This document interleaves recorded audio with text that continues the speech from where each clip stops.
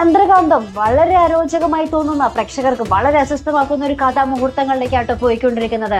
നമ്മൾ കുറച്ചു നാളത്തേക്ക് പിങ്കിയെ നെഞ്ചിലേറ്റിയെങ്കിൽ ഇപ്പൊ നമ്മുടെ പിങ്കി ആറ് നെഞ്ചിലേറ്റിയ പിങ്കിയെ തള്ളിക്കളയാൻ തന്നെയാട്ടോ സാധ്യത. അമ്മാതിരി സ്വഭാവമാണ് നമ്മുടെ പിങ്കിയുടേത്. വീണ്ടും ഗൗതമിനെ തന്റെ വലയിലാക്കാനുള്ള പല ശ്രമത്തിലുമാണ് നമ്മുടെ പിങ്കി. നമ്മൾ കണ്ടു കാണും നമ്മുടെ മഹേശ്വരനും നമ്മുടെ ഗൗതവുമായിട്ടുള്ള ഒരു സംഭാഷണമൊക്കെ. അപ്പൊ അത് കണ്ടതിന് ശേഷം നമ്മുടെ പിങ്കിക്ക് ഒരേ ഒരു ചിന്ത, ഗൗതമിന്റെ ജീവിതത്തിലേക്ക് എങ്ങനെയും കടന്നു പറ്റണം. അതിനുവേണ്ടി നമ്മുടെ ഇതിവരത്തിലേക്ക് കയറി വരുന്ന ഒരു പിങ്കിയാട്ടോ ഇന്നത്തെ എപ്പിസോഡിൽ കാണുവാൻ സാധിക്കുന്നു. അപ്പൊ നമ്മുടെ പിങ്കിയോട് ആരും തന്നെ നല്ലോണം സംസാരിക്കുന്നൊന്നുമില്ല കേട്ടോ. കാരണം നമ്മുടെ നന്ദയ്ക്ക് ഉണ്ടായ കുഞ്ഞിനെ ശപിച്ചില്ലാതാക്കിയത് നമ്മുടെ പിങ്കിയാണല്ലോ. അപ്പൊ നമ്മുടെ ഗൗതവും എല്ലാവരും അത്ര മൈൻഡില്ലാതെയാട്ടോ സംസാരിക്കുന്നത്. നമ്മുടെ സുമംഗലാപ്പിച്ചായിരിക്കും നമ്മുടെ പിങ്കിയെ കൊണ്ടുവരുന്നത്. അപ്പൊ നമ്മുടെ വല്യമ്മയും കുറെ മുന്നറിയിപ്പൊക്കെ കൊടുത്തിട്ടായിരിക്കും നമ്മുടെ പിങ്കി അവിടെ താമസിപ്പിക്കുന്നത് കേട്ടോ. പിങ്കി അവിടെ താമസിക്കാൻ വേണ്ടി വന്നിരിക്കുകയാണ്. അപ്പൊ നമ്മുടെ വല്യമ്മ പറയുന്നുണ്ട്, ഇനി നീ ശപിച്ചു കൂട്ടാനാണെങ്കിൽ നിന്നെ ഇവിടെ നിന്നും അപ്പൊ തന്നെ പുറത്താക്കും എന്ന് പറയുമ്പോൾ നമ്മുടെ പിങ്കി ഭയങ്കര മാറ്റം വന്ന പോലെയൊക്കെ ആട്ടോ സംസാരിക്കുന്നത്.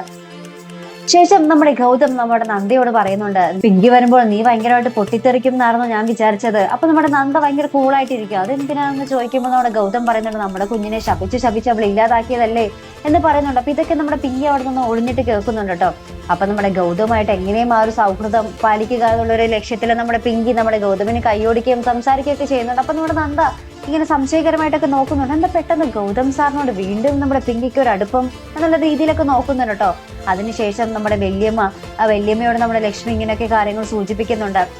നന്ദമോൾക്കും ഗൗതമിനും സ്വന്തമായിട്ട് കുഞ്ഞിനെ വളർത്താൻ സാധിക്കും. പക്ഷെ അത് വേറൊരാളുടെ യൂട്രസ് വാടകയ്ക്ക് എടുത്തിട്ട് വേണം ചെയ്യാൻ. നന്ദമോളുടെ യൂട്രസിന് കംപ്ലൈന്റ് ഉണ്ടെന്നൊക്കെ നമ്മുടെ വല്യമ്മയോട് നമ്മുടെ ലക്ഷ്മി പറയുന്നുണ്ട്.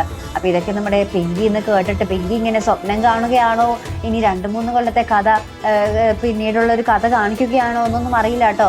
പിന്നീട് കാണിക്കുന്ന നമ്മുടെ പിങ്കി അങ്ങനെ പൂർണ്ണ ഗർഭിണിയായിട്ടിരിക്കുകയും നമ്മുടെ ഗൗതം നമ്മുടെ പിങ്കിയുടെ വയറ്റിൽ വെച്ച് കുഞ്ഞിന്റെ സൗണ്ട് കേൾക്കുകയും കുഞ്ഞിന് ഉമ്മ വയ്ക്കുകയും ചെയ്യുന്ന ഒരു നിമിഷങ്ങൾ തന്നെയാട്ടോ നമുക്ക് കാണുവാൻ സാധിക്കുന്നത്. അപ്പൊ എന്തായാലും നമുക്ക് കാത്തിരുന്ന് കാണാം പ്രേക്ഷകരെ. നമ്മൾക്ക് ഈ ഒരു പിങ്കിയെ കാണുമ്പോൾ നമ്മൾക്ക് ഭയങ്കരമായിട്ട് പുറത്തു പോകും. കാരണം അർജുനോടുള്ള ഒരു സ്നേഹം പിങ്കിയുടെ വെറും അഭിനയമായിരുന്നോ എന്ന് തോന്നിപ്പിക്കുന്ന ഒരു മുഹൂർത്തങ്ങളായിട്ട് അർജുനോടാണ് ശരിക്കും സങ്കടം തോന്നുന്നത്. അർജുൻ ഇത്രയും നാളും ചതിക്കപ്പെടുകയായിരുന്നല്ലോ എന്നൊക്കെ ഓർക്കുമ്പോഴാട്ടോ. അപ്പൊ എന്തായാലും നമുക്ക് കാത്തിരുന്ന് കാണാട്ടോ. അപ്പൊ ഇതുപോലെ പ്രൊമോ റിവ്യൂസിനും എപ്പിസോഡ് റിവ്യൂസിനും ഒക്കെ നിങ്ങൾ മറക്കാതെ ചാനൽ സബ്സ്ക്രൈബ് ചെയ്യുക. അടുത്തൊരു വീഡിയോ വരുന്നത് വരയ്ക്കും ഗുഡ് ബൈ.